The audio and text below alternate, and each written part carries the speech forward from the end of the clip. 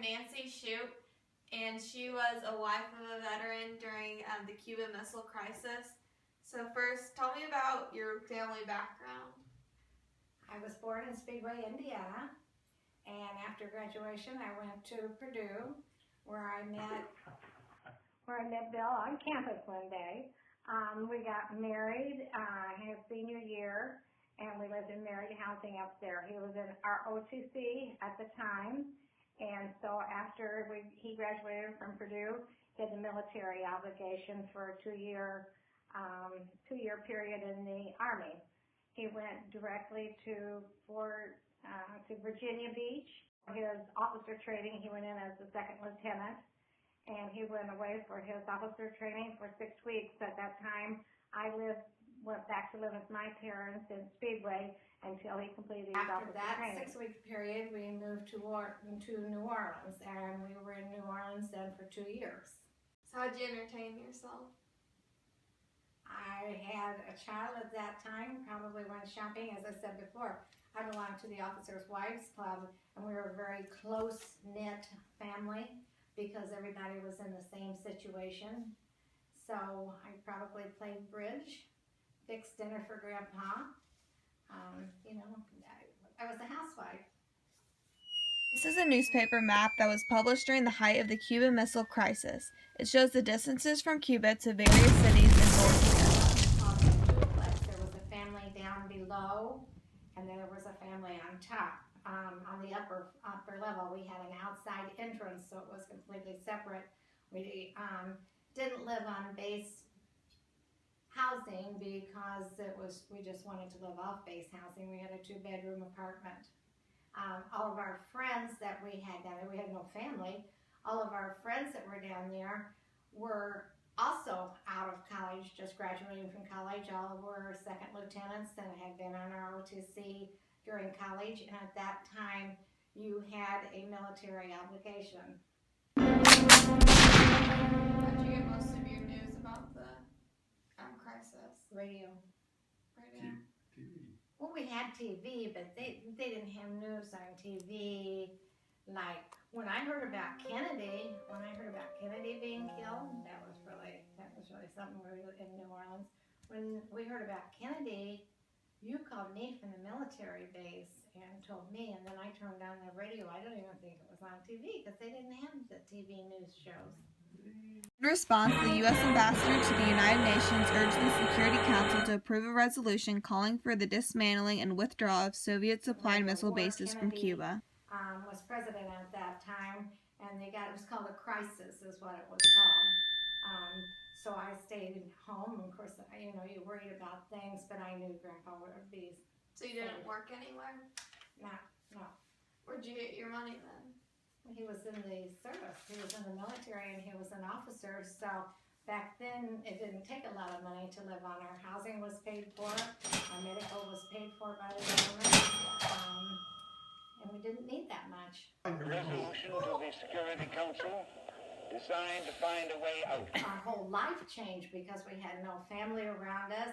We were basically newly married, new parents, but we were with people that were all in this same Category. The same habitat as we were, and the same thing.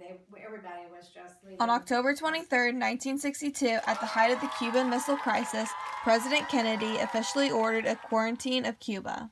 In addition, there was also a private backroom deal in which America would also remove its own missiles in Turkey. Rather than order a missile strike, President Kennedy decided on a naval blockade of Cuba, which prevented the Soviets from continuing to arm Castro's regime.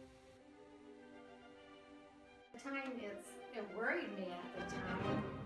Remember, I was very young at the time, 21, 22 when we were down there, so I knew everything, or just thought everything would work out. Crisis eventually ended when Roosevelt agreed to remove the missiles from Cuba in exchange for a public promise that the United States would not invade the island. How did you find out about what was happening with Grandpa? Did you write him letters, or Or he called you? I wrote Grandpa letters, Let's but not he go never. that way. Let's not That's go a there. sore subject because he never wrote me back. Let's not go there. I almost called because I thought something had happened, but we wrote letters. There was no internet. There was no, and he was busy and couldn't really make phone calls or anything because they kept him pretty busy. So, you know, you just didn't know exactly what was going on. I was good friends because he was an officer. I was good friends with the military command's wife, and she kept us informed of what was going on. Here, we'll analyze what it was like to be a soldier during the Cuban Missile Crisis. Hello, I'm here with Bill Shoup, a U.S. Army veteran who served in the Cuban Missile Crisis. So Bill, when did you enter the armed forces? In October of 1962. So how long after you enlisted were you called to action in the Cuban Missile Crisis? Well, in October 62, I went to Fort Eustis, Virginia for continuation of officer training school. And after we got there, about 2 weeks after that, I got notice at my company, which is going to be the 1098 Medium Boat Company, because of the crisis down in Florida or Cuba, they were going to go down to Florida. And if things got any worse, I was to stop my training and meet them up down there in Florida. While down south for the Cuban Missile Crisis, my grandparents gave birth to their first child. Now they had to balance parenthood with the military, something many soldiers dealt with. So when you heard you were headed to Florida, what did you expect to be doing? What type of things were you doing at the time? What did you expect? Well, I really didn't know what to expect. I was just starting my training. I didn't know what the company was a landing craft mechanized boats. And So is that what you did when you were down there in Florida or Louisiana? I never did go to Florida. I didn't get called in. I went and met the company in first of the year,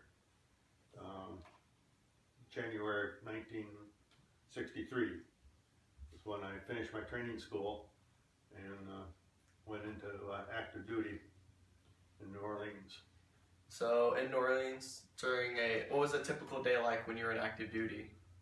Oh, training.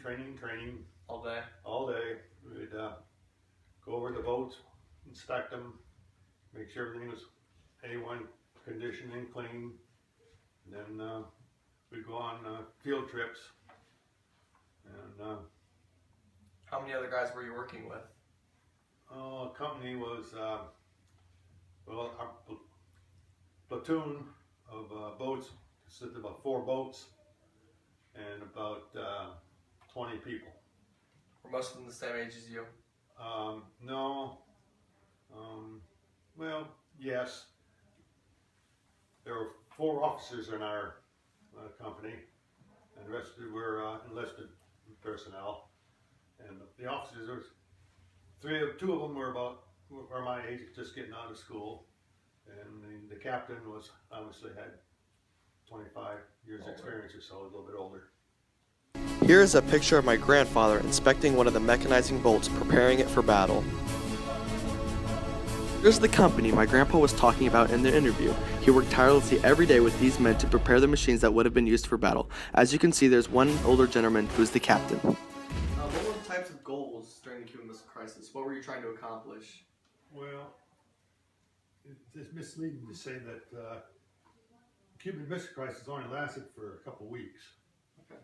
And so any goals Weren't established yet? we were waiting for something to happen. Waiting for Russia to take if they hadn't taken the stuff out, You're prepared. we were prepared to go in. If you could take one lesson away from your time serving, what would you take away?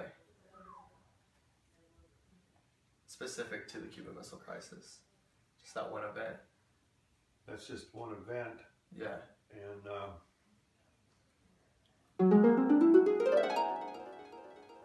Is it always being prepared or something like that? be prepared for anything.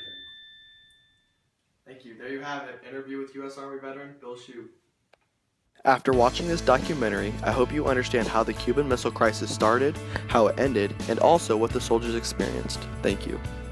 In the end, although it was only a political and military standoff, these ships that soldiers worked on were pivotal if we needed to invade Cuba.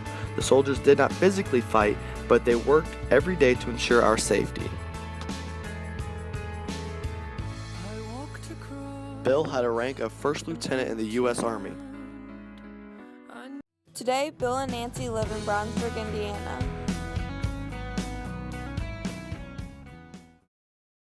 The following are secondary sources.